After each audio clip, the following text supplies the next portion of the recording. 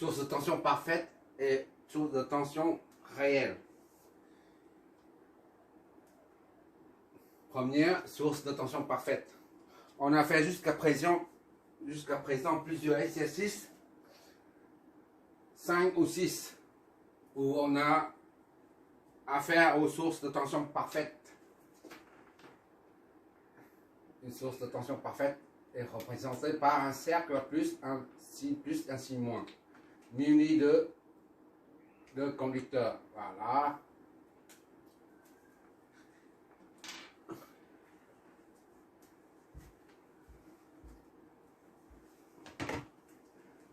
Ça, c'est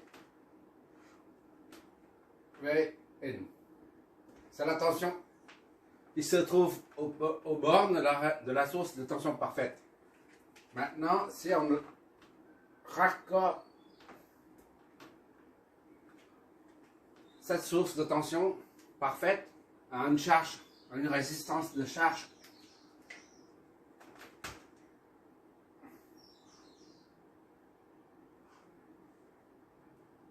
voilà.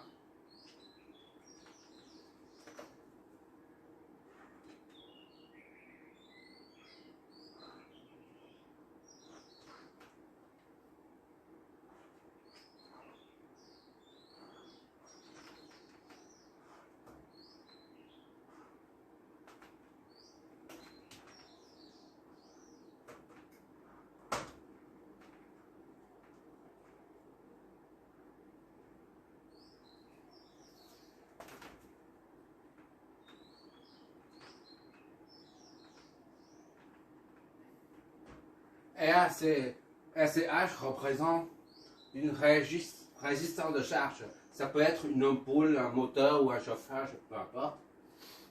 Un courant, la source va débiter un courant. Ça, c'est Vin, la source de tension parfaite.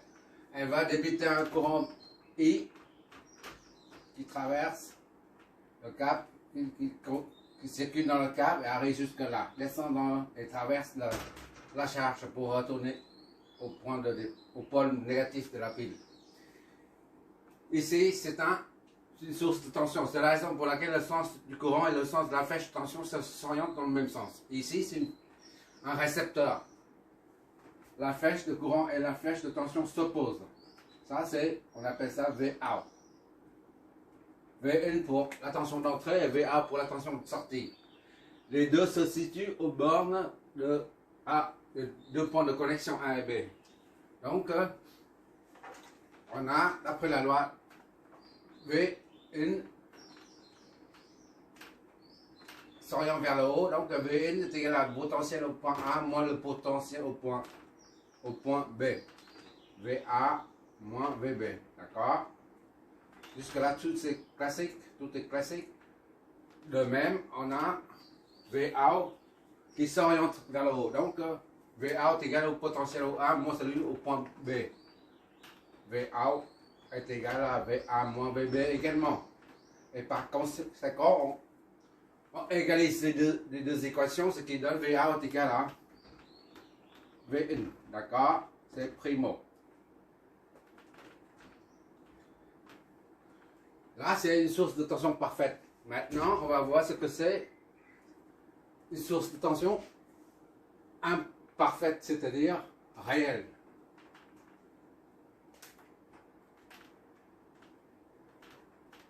De tension réelle.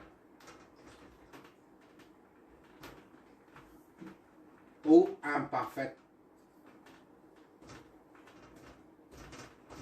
Voilà. Donc,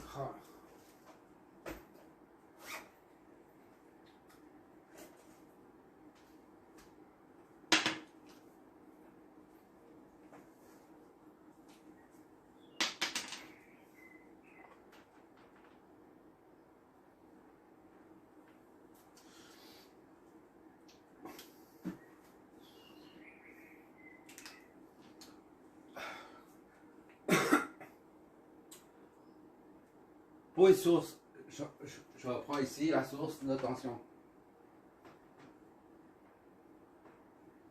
parfaite, D'accord? Ici, je reprends là.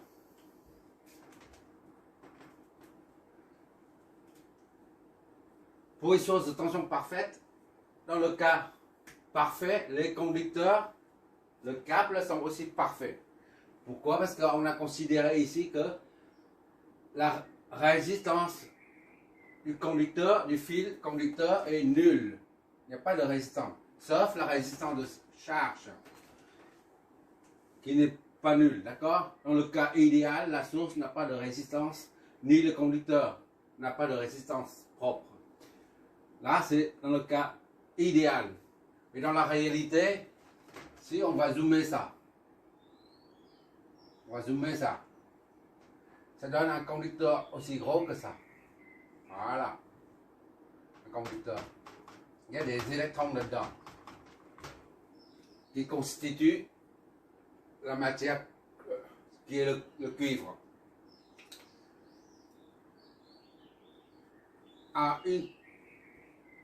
Là, c'est le cas parfait. Le cas parfait. Mais dans la réalité, ici c'est la réalité, un conducteur, la résistance du conducteur n'est pas nulle. Sauf au cas où on descend à une température de moins 273 Kelvin à peu près. Moins 273 Kelvin. Ou 0 degré absolu. Absolu. À cette température-là, les électrons sont figés, ils ne bougent plus. Lorsque les électrons bougent, ça crée une certaine résistance. Mais lorsque on descend à cette température-là, 273 degrés Kelvin, c'est-à-dire à 0 degré absolu, les électrons s'arrêtent, ils ne bougent plus. Et par conséquent, il n'y a plus de résistance. Dans ce cas, à 0 degré absolu, la résistance du conducteur est nulle. D'accord? Mais dans la réalité, on est dans l'ambiance, avec l'air ambiance, on est à 20 degrés, 40 degrés.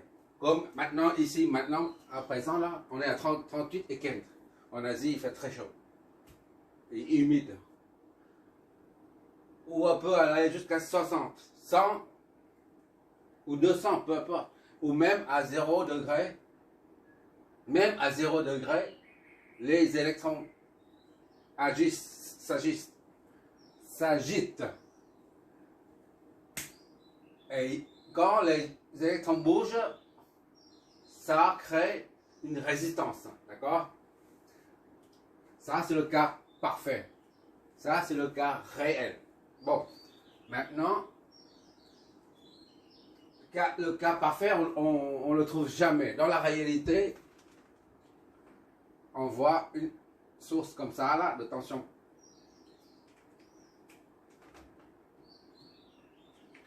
Munie d'une résistance interne, dite interne. Pourquoi? R interne. Vn. Ça, on a zoomé ça, d'accord? On voit qu'il y a une résistance propre du conducteur. Maintenant, si on zoome la source parfaite, qu'est-ce qu'on voit dedans? J'ai dépanné les alimentations de laboratoire, très souvent. Ce sont des sources de tension. Et pratiquement parfaites. Pratiquement, mais pas jamais parfaites. Si on fait un zoom dedans, on fait un zoom, d'accord? On verra que la source de tension parfaite est en réalité constituée des circuits électroniques dedans. Ça peut être un transistor plus un autre transistor suivant, voilà, ou là c'est des résistances, peu importe. À l'intérieur d'une source de tension réelle, ça c'est une source de tension réelle qui existe bien.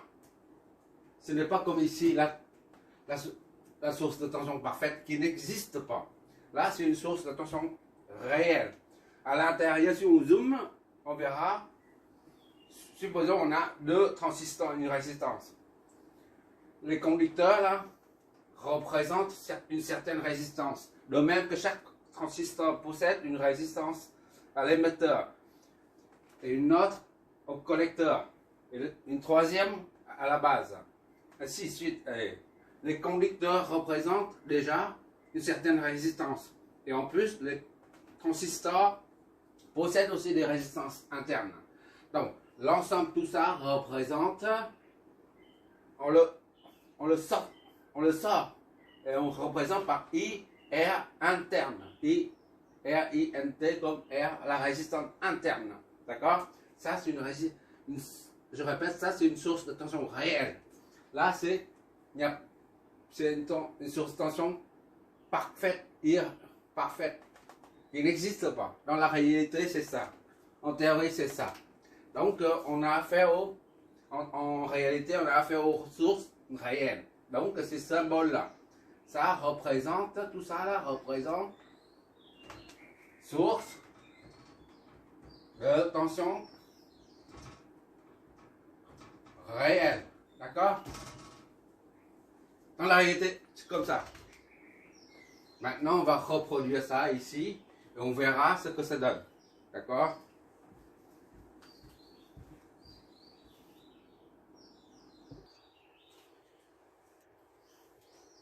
Voilà, j'ai pris le schéma de la source de tension réelle. Je l'ai remis ici. Voilà. Si tu as l'occasion de travailler pour un PME de maintenance électronique, tu auras certainement affaire aux appareils de laboratoire, ce genre.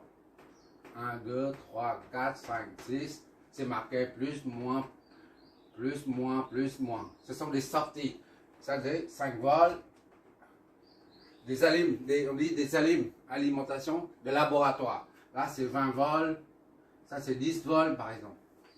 Et ça délivre 5 volts ici. Et ça, ici, c'est 20 volts. Il faut pour dépanner, tu enlèves le capot, tu verras qu'il n'y a que des transistors, des résistors, des MOSFET, tout ça dedans. Qu'est-ce que je veux dire? Voilà. Et une fois tu as dépanné, il faut étalonner. Étalonner les sorties là. Pour avoir 5 volts pile à la sortie. De même que 20 volts pile à la sortie. Ici, c'est pareil. D'accord? Ça, c'est comme si ce genre, en général, c'est dans les collèges et universités, c'est les métriques, je crois. Je me rappelle à l'époque, métriques, des vieilles appareils de mesure et de laboratoire. Et quoi encore? Il y a beaucoup de marques. Des oscilloscopes, des générateurs de fonctions. Les générateurs de fonctions aussi sont pour les fonctions sinusoïdales. Générateur de fonctions, voilà. Ça, il faut dépanner ça. Pour dépanner, tu vas voir marqué dessus la tension sortie. Et ça représente pratiquement une source de tension parfaite, mais pratiquement, mais jamais parfaite. D'accord? C'est la raison pour laquelle il y a une résistance interne. Comme j'ai dit tout à l'heure, quand on enlève le capot, on verra que le circuit électronique dedans. Ça, c'est une petite parenthèse. C'est une expérience personnelle.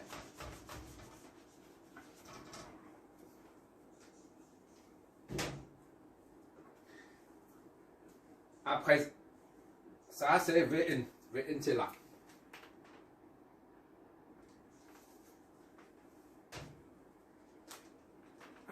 Il n'y a que la résistance interne à ajouter. VN reprend ici. C'est pour dire la tension. D'accord? Qui correspond à la source de tension parfaite. Et on ajoute la résistance interne. Qu'on la met en évidence. En la sortant de la source. Et on met en série. D'accord? À présent, on fait comme en haut. Si on raccorde cette source de tension, là c'est une source de tension réelle. Hein? D'accord? Si on raccorde ça à une charge, une ampoule comme en haut. Une charge. Qu'est-ce que ça nous donne?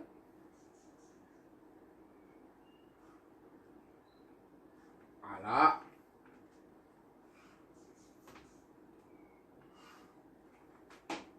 Une charge externe. SH comme en haut. RCH. D'accord? Dès qu'on ferme le circuit, un courant sera débité par courant sort d'ici. I et I traverse ici, monte en haut, traverse et descend dans là pour traverser là. Et il retourne au pôle négatif. D'accord? Bon.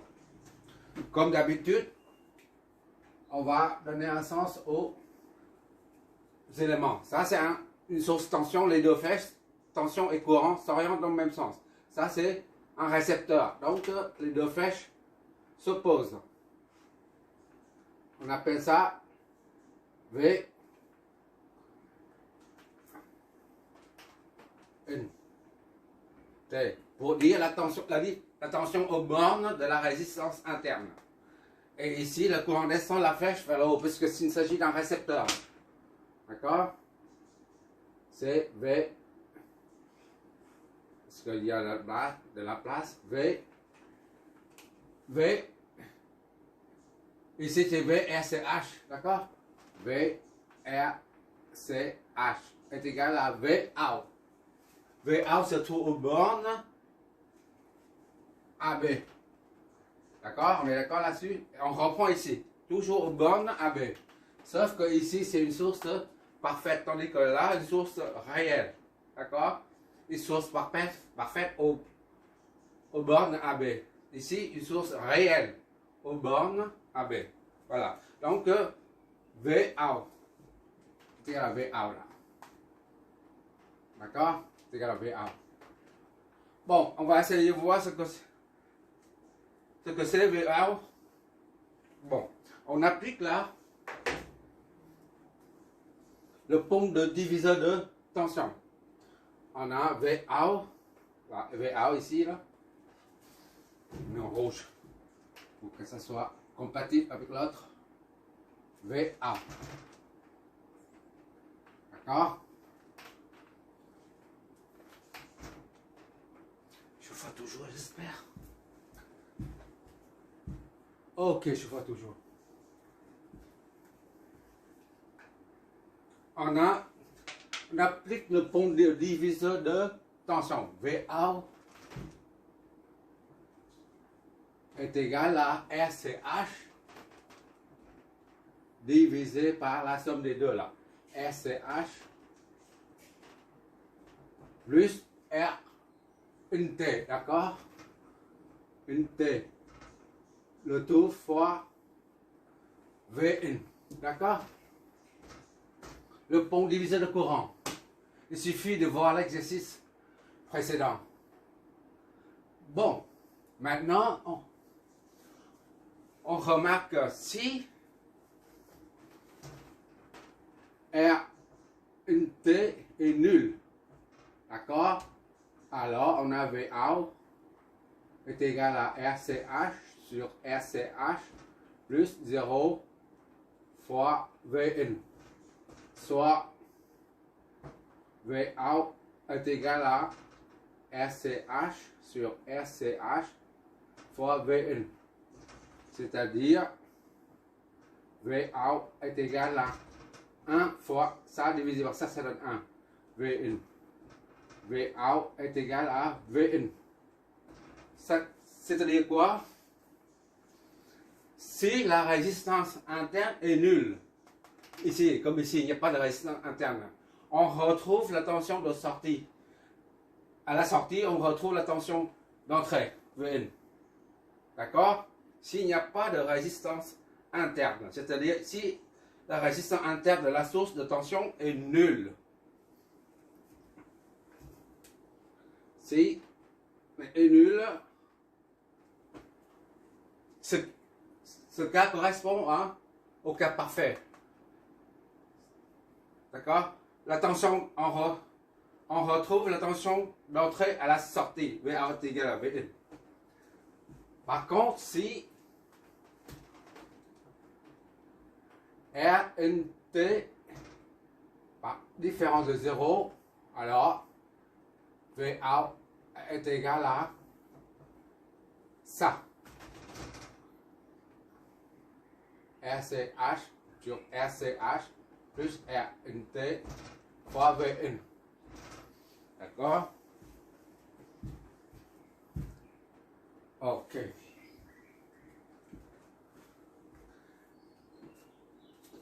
Plus VN est grande, d'accord? Si RCH est bien supérieur à ces trois flèches, ou on met 2 flèches, suffit. Pour dire que très grand par rapport à Rn.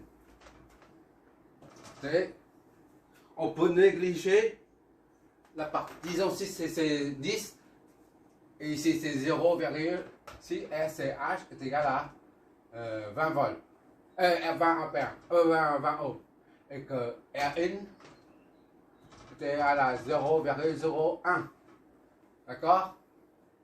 Et bah, on peut négliger ça, d'accord? Ce qui veut dire que si VA est égal à 20, j'applique, je fais une application numérique pour mieux concrétiser le truc.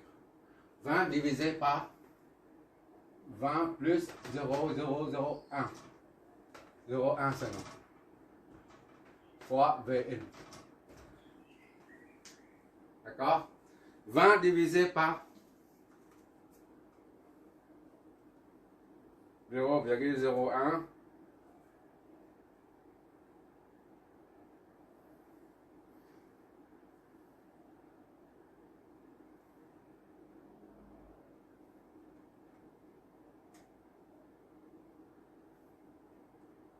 Ça fait pratiquement VN.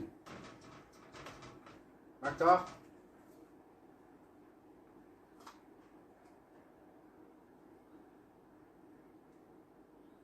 Vous allez voir ce que ça donne.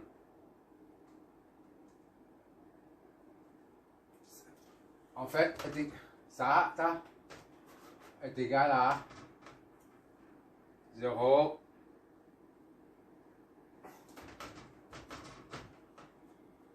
fois Vn. C'est égal à Vn. D'accord? Si VA est égal, si Rn est égal à 0,1 volt, par exemple, 0,1 ohm. Dans ce cas, Rn est à 0,1 ohm. On a 20 divisé par 20 plus 0,1. Voilà.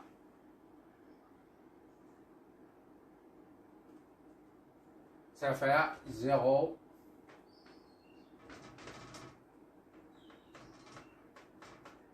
Vn. C'est presque Vn. Pour résumer, quand la résistance interne est très inférieure à la résistance de la charge, on retrouve la tension Vin à la sortie. D'accord? Ici c'est la sortie, la Vout. Par contre, si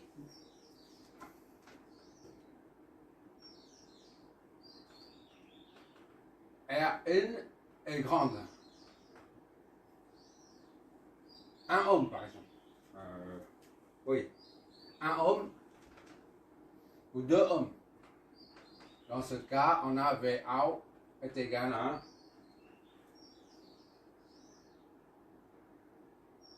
20 divisé par 20 plus 2 Vn. Soit combien? 20 divisé par 22. On a 0,9. V1. Donc, c'est inférieur à V1 là. Ça, c'est bien inférieur à V1. Plus la résistance interne est grande, plus il y a de chute de tension aux bornes de la résistance de sortie interne. D'accord? Je reprends. Si la résistance interne de la source de tension est grande, comme ici, par exemple, si c'est 5 ohms, par exemple, si R1 est égal à 5 ohms, alors on a VA est égal à 20 divisé par 20 plus 5 fois V1 est égal à 20 divisé par 25. 0,8 V1 inférieur à 1 V1. D'accord? Comme ça, pour que ça soit clair. Plus la résistance interne augmente, plus il y a de chute de tension aux bornes de la résistance interne. Et par conséquent, la tension de sortie, la VA, diminue. Puisque la sortie, ça, plus ça, on va dans le sens, ça, plus ça est égal à ça. Donc ça, moins ça, moins ça est égal à ça. Si ça c'est très grand, Vn est très grand, et Vn est grand, donc on retrouve une petite tension à la sortie. D'accord? Ça c'est une source de tension réelle. C'est quoi la conclusion dégagée de tout ça? C'est que pour une source de tension réelle, à la sortie, on a toujours une tension un peu inférieure à la tension marquée sur la source, comme une batterie de voiture. Le premier exercice d'introduction, j'ai signalé ce phénomène. On reprend ici.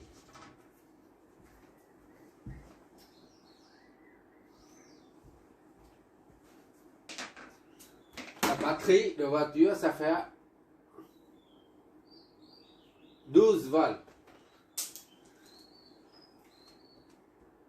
En charge. J'ai bien insisté là-dessus. En charge. 12 volts. Mais à vide, ça c'est en charge. Mais à vide, elle fait 13 ou 13,05 volts. D'accord? C'est-à-dire quoi? Ça signifie quoi? À vide, elle est comme ça. Là. Voilà, c'est une source réelle, d'accord? Ça, c'est 13 volts. 13,5 volts, d'accord? À vide, c'est-à-dire on n'a pas encore installé, raccordé à la charge. Mais une fois on met en charge, on raccorde la batterie de 13,5 volts à une charge. Et bien la tension chute. Ça, là, ici et là, c'est la même chose que ici et là. D'accord? 13,5 volts. D'accord? Et ici, ou là, c'est la même chose.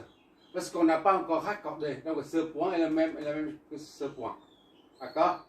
13,5 volts. Ici, c'est la même chose que ici, c'est la même chose que là. Et il faut on raccorde la batterie à une charge externe. Un courant qui circule. Dans ce cas-là, ça crée une chute de tension de 1,5 volts. Chute de tension de 1,5 volts aux bornes de RNT. D'accord? Aux bornes de RNT. D'accord? Et on retrouve à la sortie seulement 12 volts. Voilà. C'est là maintenant, c'est l'occasion pour revenir, pour approfondir la notion d'une batterie à vide et en charge. Ça, c'est en charge. Ça, c'est à vide. Ah. À vide, il n'y a pas de charge, il n'y a pas de courant.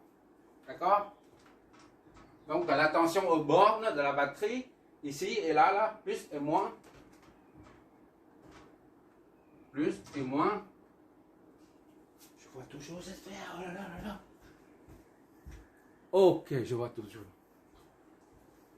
Je vais prendre la batterie de voiture fer, 13,5 volts à vide et 12 volts en charge.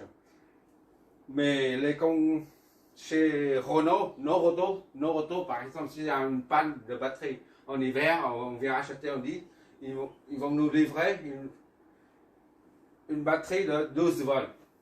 12 volts, on entend par là quand la batterie est en charge. C'est ici. Mais en fait, ils vendent une batterie à 13,5 volts ou 13 volts. Moi, je retiens 13,5 volts. 13,5 volts, c'est-à-dire aux bornes de AB. Ici, ce n'est pas encore raccordé à la charge. Ce point est le même que tous ces points-là.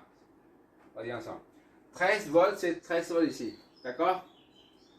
Il faut 13,5 volts. Et quand on raccorde cette batterie-là, ces deux bornes A et B à une charge externe. Et bien, on relèvera, on mesurera au bornes AB une tension de 12 volts seulement. Parce que quand le courant, il faut le circuit est fermé, il faut le raccord est fait, un circuit circule. La batterie va débiter un courant. Et le fait que le courant traverse la résistance, et ben, ça crée une chute de tension. Chute de tension de 1,5 volts. D'accord? Aux bornes de la résistance interne. Ce qui fait qu'après 13,5 moins 1,5 volts de chute, il ne reste que 12 volts à la sortie. Voilà. Et à partir de là, on peut en déduire, si on connaît le courant, là, on peut déduire la valeur de la résistance interne de la batterie. Il suffit de faire la somme. D'accord? Mais ce n'est pas notre but.